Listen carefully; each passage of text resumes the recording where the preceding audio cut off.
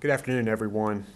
Florence is still slowly and painfully grinding its way across North Carolina with punishing winds and flooding rains.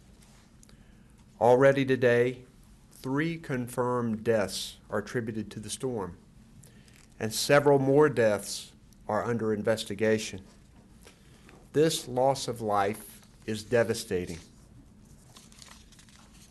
It's devastating to the families and the friends of these victims. The fact is, this storm is deadly, and we know that we are days away from it ending. If you're in the storm's path, take shelter and stay there. And if you've already evacuated to a safe place, please stay put. Now is not the time to try to return home. Many roads across North Carolina are flooded and impassable, and the roads in many areas are getting worse. Resist the urge to go out and check on the damage. We have days of rain ahead of us, and that means more rivers will rise and flood communities. Forecasts predict that the Cape Fear and Lumber rivers will rise as high or even higher than in Hurricane Matthew, and this will cause devastating floods. Earlier today, I issued an order to allow for sandbagging in the Lumberton area, which may help to reduce the impacts. Stay alert for flood warnings, and if you're asked to evacuate, go. More reports of damage are pouring in, and the forecast tells us that we have a lot more of this storm to endure.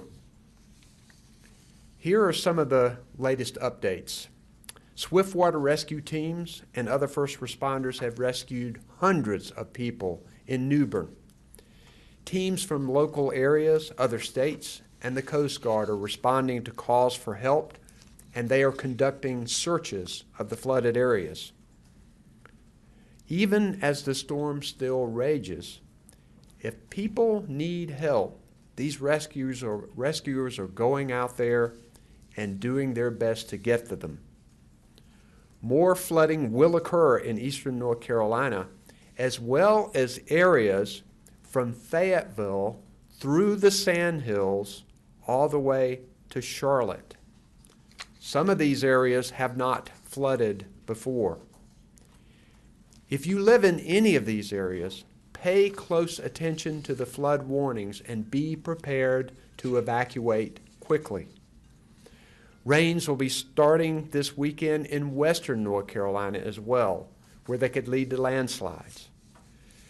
And right now we have about 650,000 North Carolinians without power statewide. And the utility companies tell us that this number will keep rising, and they think it could be anywhere from 1 million to 2.5 million people that could eventually lose power.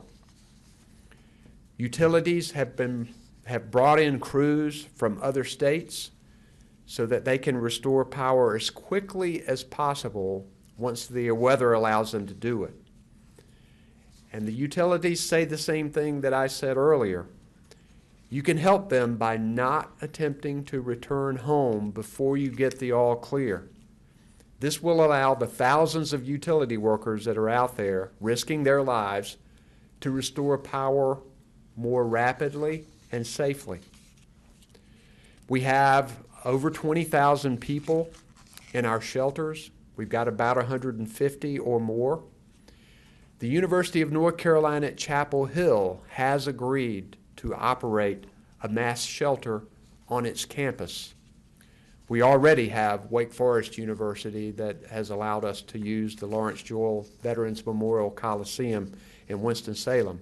We're thankful to these 2 schools, along with numerous public schools and churches and other facilities that are opening their doors to serve as shelters. We know many people who evacuated from their homes are wondering when they can return home and what their home's going to be like. We know that people are going to need a place to stay not only for days and weeks, but sometimes even longer. Efforts to get people longer-term housing once the storm has passed are already underway. First responders are braving dangerous conditions today to save lives, and we really thank them. Please help them by not putting yourself at risk. Stay indoors, don't drive through water, don't use generators indoor, and be alert to listen to the radio for warnings about wind, tornadoes, rising waters, or orders to shut off gas, water, and power. If you have an emergency, call 911. Shelter information is available at the Ready NC app or at our website or by dialing 211. Hard of hearing individuals should dial 888-892-1162, and we're grateful for Monica McGee here providing for American Sign Language. Right now, our focus is on saving lives and protecting people. We're still in the thick of the storm, and it's far from over. And if the storm hasn't reached you yet, it's still coming. Once conditions improve, we'll have teams with supplies and equipment ready to get out to hard-hit areas and help them start to clean up and recover. We have help here from North Carolina as well as 23 other states, the National Guard, and of course our federal partners. We have food and water and other critical items ready to go to the people who need them. And we have crews ready to clear the roads and make them safe again. We have a lot of people who are ready to help and want to donate. People are reaching out to us. So we have activated the North Carolina Disaster Relief Fund for donations. You can visit governor.nc.gov or text Florence to 20222 if you'd like to help. Part of our team is here. We have Eric Hooks, our Secretary of the Department of Public Safety. Beside him, we have Mike Sprayberry, our Director of Emergency Management. Just to my right, Jim Trogdon, the Secretary of the Department of Transportation. We have just behind me to my left, Colonel Glenn McNeil, the Commander of the North Carolina Highway Patrol. We have Albie Lewis, who is our FEMA partner, and we have Major General Greg Lusk, the Commander of the North Carolina National Guard, and, the National Guard, and we have Commander Peggy Britton of the United States Coast Guard with us today as well. I'm first going to recognize Mike Sprayberry for some comments. Mike. Thank you, Governor. Good afternoon, everyone. The State Emergency Operations Center continues to operate at a level 1 with all of our CERT partners here. I'd like to first thank all of our volunteers for the work that you're doing. You are the bedrock of our response and recovery operation, and we totally appreciate it.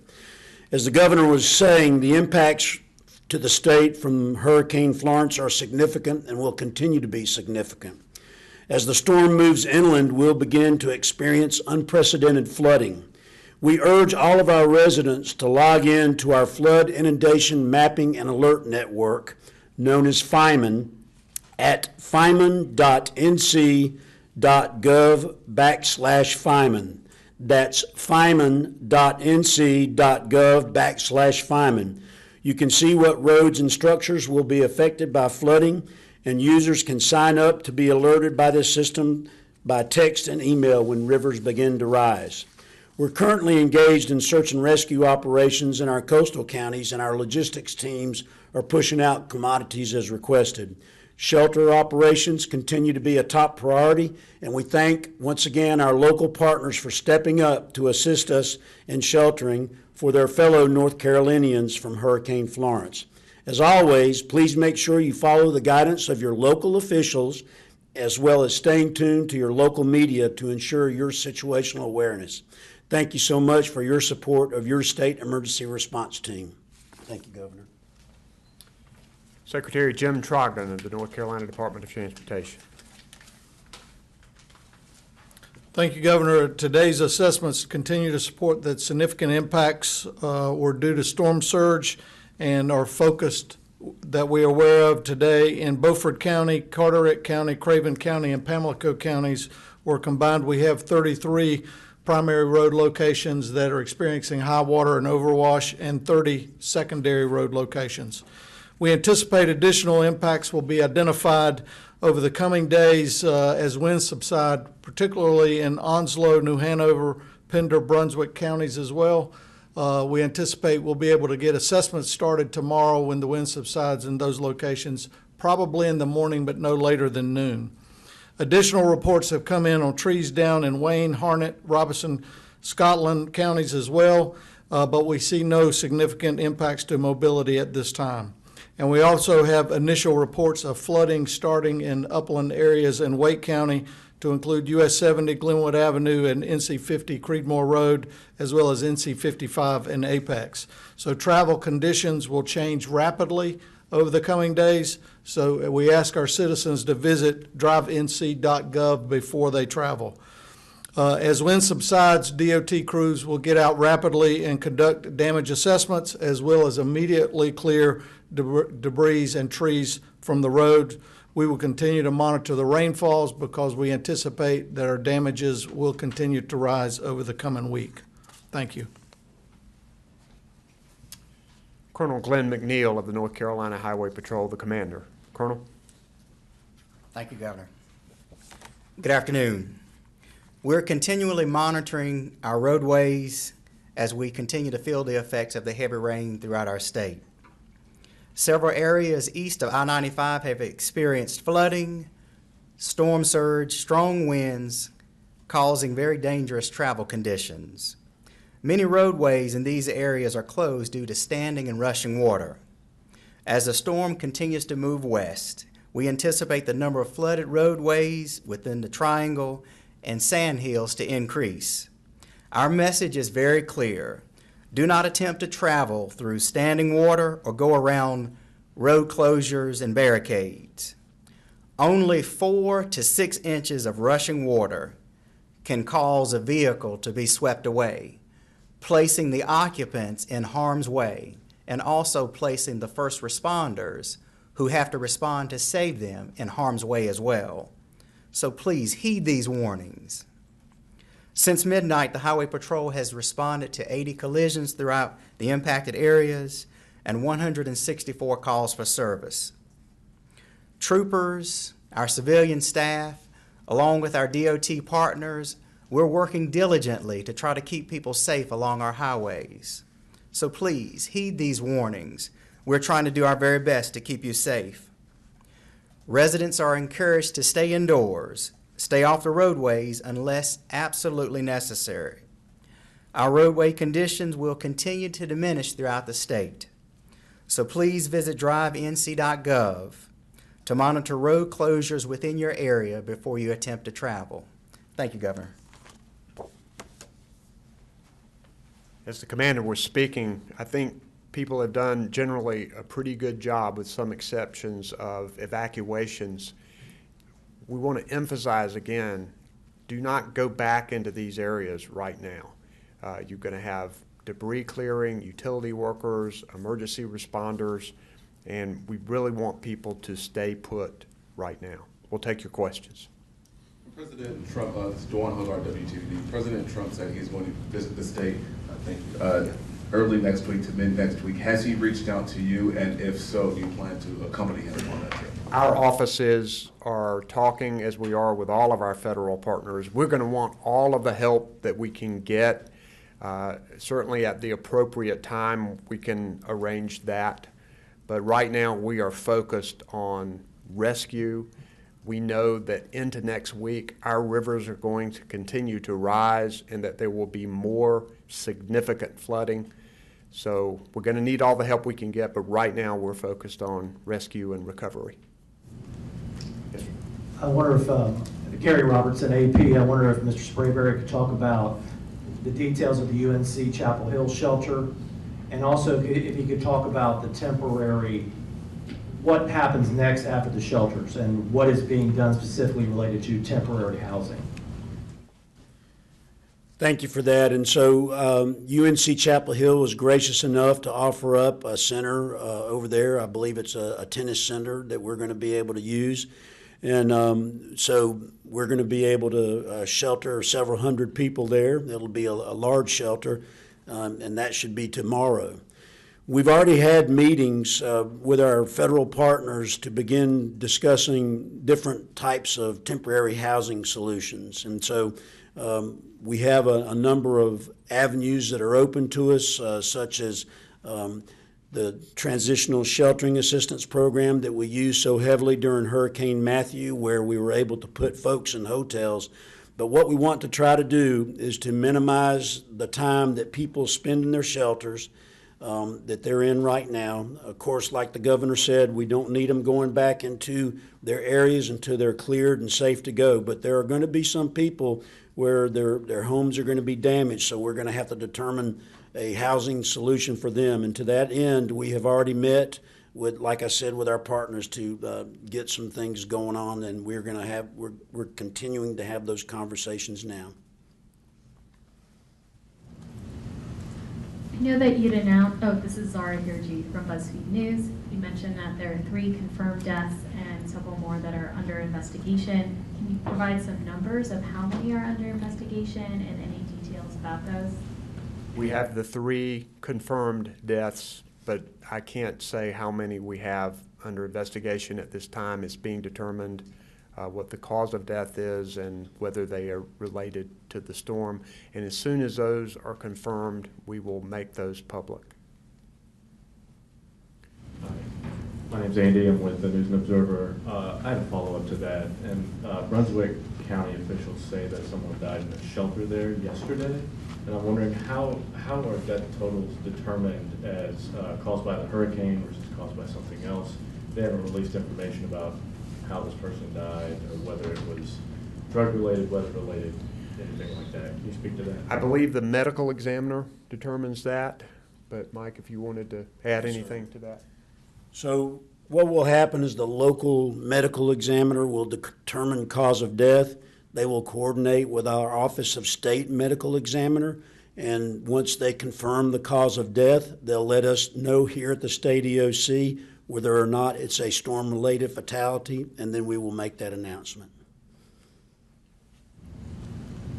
Governor, Patrick Brecker with Reuters. On the inland flooding issue, there's a lot of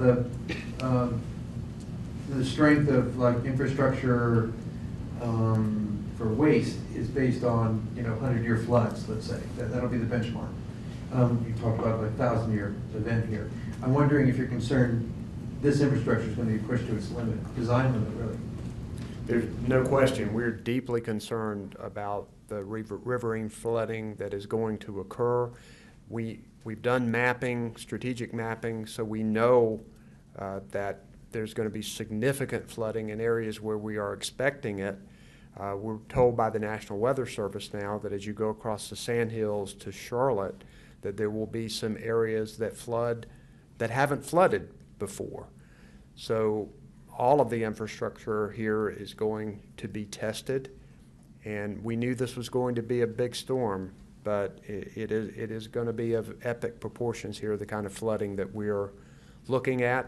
And right now, safety and security of people is the #1 priority, and local officials are working to evacuate some of those areas, and we'll plan to evacuate them if the rivers rise at the level that is expected. Other questions? Hi, Michael Hyman from CBS 17.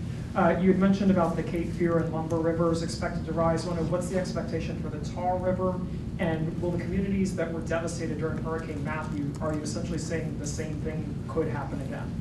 Some of the areas that were devastated during Hurricane Matthew are going to be at risk for this. We're expecting some additional flooding with the Neuse. I think the Tar River is not as bad as it was during Hurricane Matthew. We can get you those specifics, however, because we have the forecast for each one of the rivers, and our meteorologist, Katie Webster, was going over those with us a little earlier in our strategy meeting. We can provide that map to you now. They have a prediction as to what the forecast of the level of these rivers the next 72 hours. Any other questions? Another question from Zara, BuzzFeed News. Just now that the storm has actually made landfall and we're in the midst of feeling the effects, I know you guys have been planning for days. Have there been any surprises that have come up with the response? I think we have been getting ready for this storm for the past week, and I think we knew that it was going to be a devastating storm. That was evident from the power of the storm and the rainfall and the width of it. So I think we were expecting what we have gotten, and I think everyone is working very hard to coordinate this effort to keep people safe. And I believe the people of North Carolina will endure and at the end of the day recover from this. Joe Renison with the Financial Times.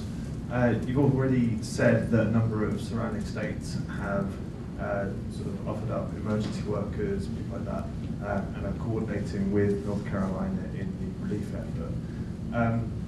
There have been some reports, and I haven't verified any of these, so I apologise, but that's kind of what I'm trying to do now, that some states have not been so helpful in terms of taking in people, evacuees, setting up their own shelters, things like that. I just wonder if you could speak to that, whether other states are setting up shelters, whether other states are helping with the burden of the number of people that are kind of fleeing the path of the storm. I am not aware of any states that have been unwilling to help us. In fact, a number of states just volunteered to help and said, we are ready. And I've had numerous conversations with governors across the country, and we're getting all kinds of aid from states across the country. Are you aware of any shelters in sort of nearby states as well, outside of North Carolina, maybe further inland? Let me ask Mike that question. So we have not asked for any shelters to be set up in other states. And I can tell you, to echo what the governor said, states are eager to help us because we work with them through the Emergency Management Assistance Compact. All 50 states are signed up for it. And as the governor was saying, we have 23 states that are helping from as far away as California. And we help them too. We've helped them through Hurricane Maria, Irma, Harvey, the volcano in Hawaii. So it's a great partnership, and we've had no one express any doubt of helping us.